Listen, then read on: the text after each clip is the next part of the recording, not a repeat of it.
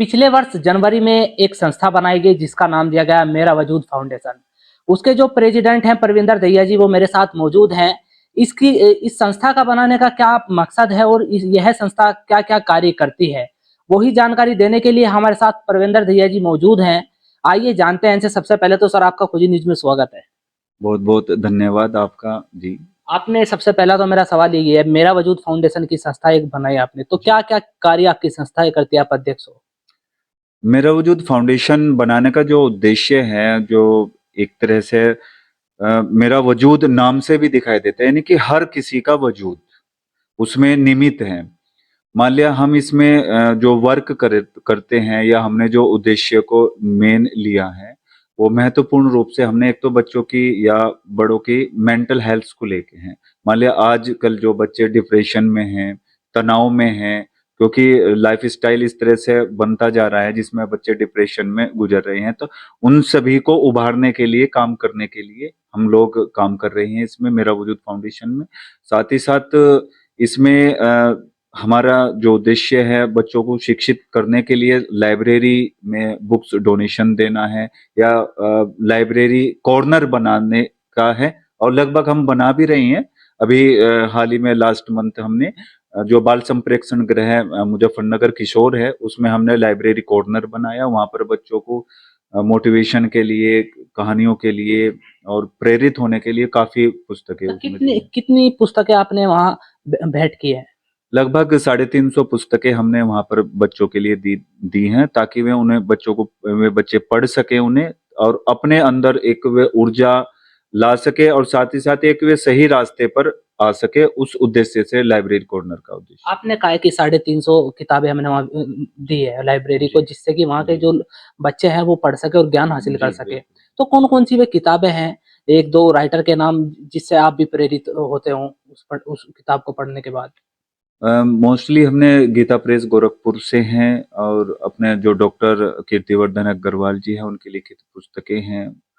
तो उन सभी जो बच्चों को चित्र के माध्यम से हैं, और उसमें मोटिवेशन, प्रेरक कहानियाँ, उस तरह की वे किताबें हैं जो उसमें बच्चों को दी गई। मेंटल हेल्थ की भी बात की हम कि जी। आपकी संस्था मेंटल हेल्थ को भी लेकर कार्य कर रही है। तो किस तरह के प्रोग्राम कर रही है आपकी संस्था? किन-किन कॉलेजों में कर रही है? गवर्नमेंट में कर रही है, प्राइवेट में भी, या दोनों में कर रही है?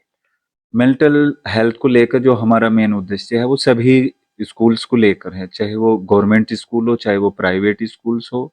और यहाँ तक का हमने जो मेन आगे मिशन बनाए हैं नेक्स्ट सेशन में, जो डिग्री कॉलेजेस हैं, क्योंकि उनमें मोस्टली बच्चे डिप्रेशन के शिकार भी होते हैं, और कहीं न कहीं वो सुसाइड करते हैं या किसी गलत संगत में चले जाते हैं। उन सभी से उभारने के लिए हम लोग अच्छे मिशन के लिए लगे हुए हैं। अच्छा, एक अच्छा काम कर रहे हैं आप। जो सुसाइड करते हैं बच्चे पढ़ते वक़्त, उन पे एक दबाव, पूरा एक डिप्रेशन में वो आ जाते हैं और जी। सुसाइड कर लेते हैं, अपनी ज़िंदगी को खो देते हैं। तो क्या आप समझते हैं, क्या इसके पीछे क्या कारण समझते हैं? जो बच्चे आप काउंसलिंग करते होंगे विभिन्न माध्यमों से बच्चों की, उनको समझाते होंगे, तो क्या निकल कर आता है कि क्या वजह होती है जो बच्चे सुसाइड की तरफ जाते हैं?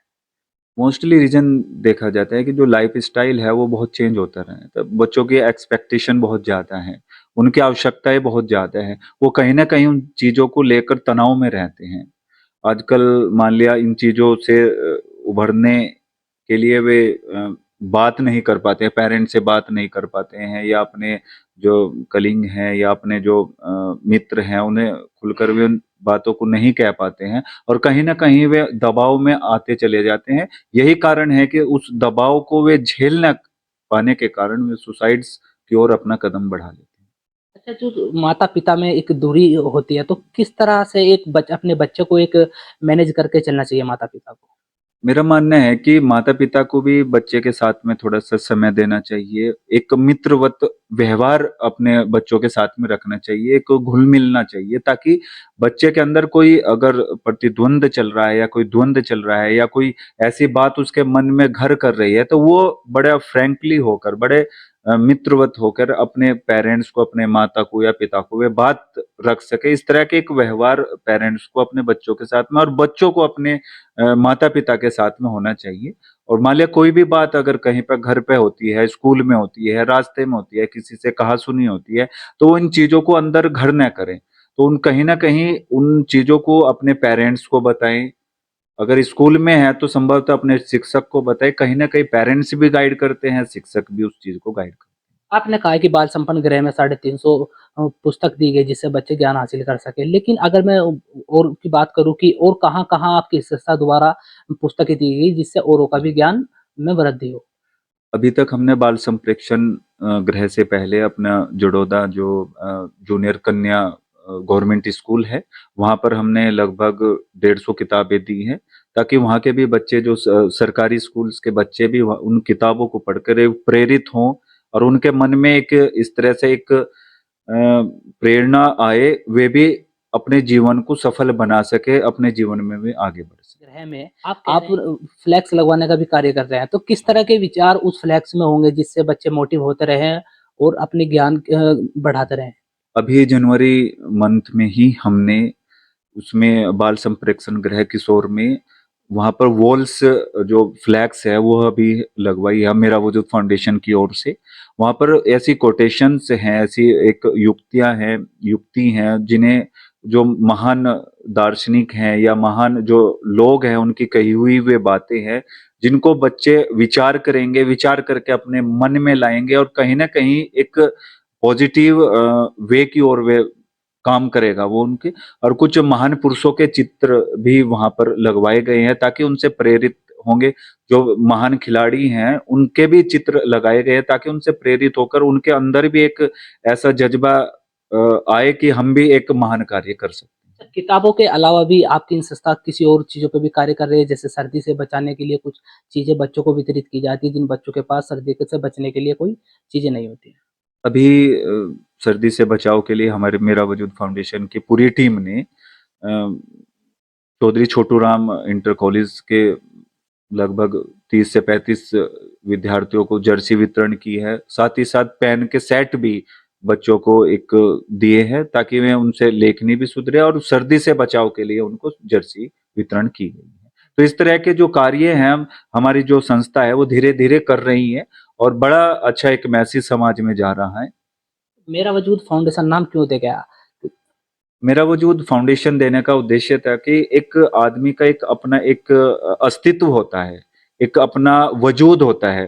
तो जब वो एक पर्टिकुलर व्यक्ति या पर्टिकुलर एक संस्था के लिए काम करते हैं तो उसमें हर किसी का एक वजूद निहित होता है।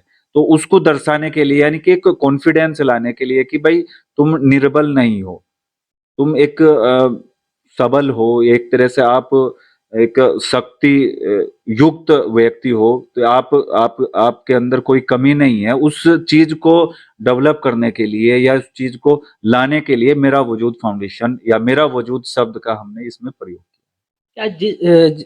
जिस सोच के साथ आपने मेरा वजूद फाउंडेशन जो संस्था बनाई है, क्या उस रास्ते पर चल रही है सही? हाँ जी, मेरा मानना ये है कि लगभग 1 वर्ष हमारी संस्था को होने वाला है और हो गया है।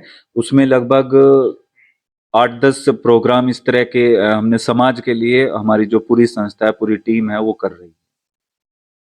ठीक है, ये हमारे साथ थे परविंदर दहिया जी, मेरा वजूद फाउंडेशन के अध्यक्ष हैं। इनका कहना है कि जिस उद्देश्य से जो संस्था बनाई गई है उस उद्देश्य को ध्यान में रखते हुए लगातार जो इनका कार्य है वो जारी है।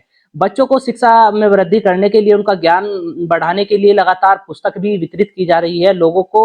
और बाल संप्रेषण गृह में भी इन्होंने एक लाइब्रेरी की व्यवस्था की और उसको मैनेज की। 350 पुस्तकें इन्होंने वहां भी दी और जगह भी इन्होंने सर्दी से बचाव के लिए जर्सी दी और जो विद्यालय हैं वहां भी इन्होंने पुस्तक देने का काम किया है। देखते रहिए खोज न्यूज और मैं आपके साथ हूँ फिरोज।